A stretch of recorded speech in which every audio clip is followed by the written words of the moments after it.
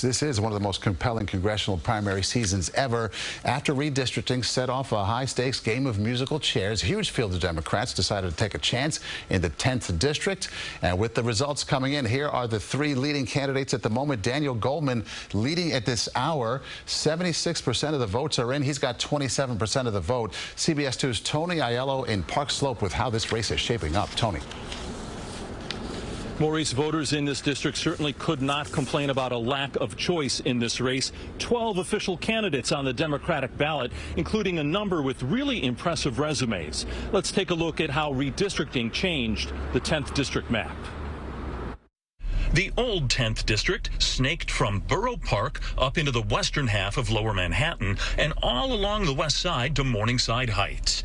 The new district is much more compact, taking in all of Lower Manhattan and moving north in Brooklyn to encompass Park Slope, Cobble Hill, and Dumbo. Current Congressman Jerry Nadler decided to run in the new 12th District, creating a rare open seat. These 6 have been on top of the voter opinion polls. Former federal prosecutor Dan Goldman was lead counsel for the first impeachment of Donald Trump. He's put more than $2 million of his own money into the race. Assemblywoman Yulene New also polling well. She has energized many progressive voters. And current 17th District Congressman Mondaire Jones relocated to Brooklyn from Westchester as part of the musical chairs after redistricting, one of the few openly gay black men currently in Congress and seen as a bridge between the progressive and moderate Democrats.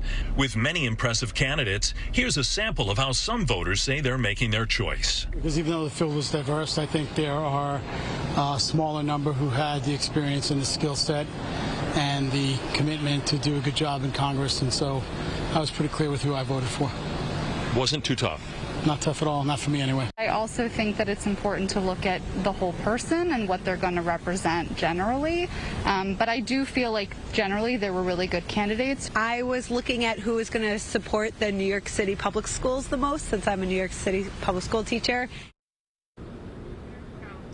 So I mentioned there were 12 official candidates in this race. Former Mayor Bill de Blasio dipped his toe into the primary waters, felt the chill from voters, and he stopped campaigning, but his name is still on the ballot. So that was a total of 13 names on the ballot for 10th District Democrats, choosing their candidate to go up against a Republican named Benin Hamden in the fall.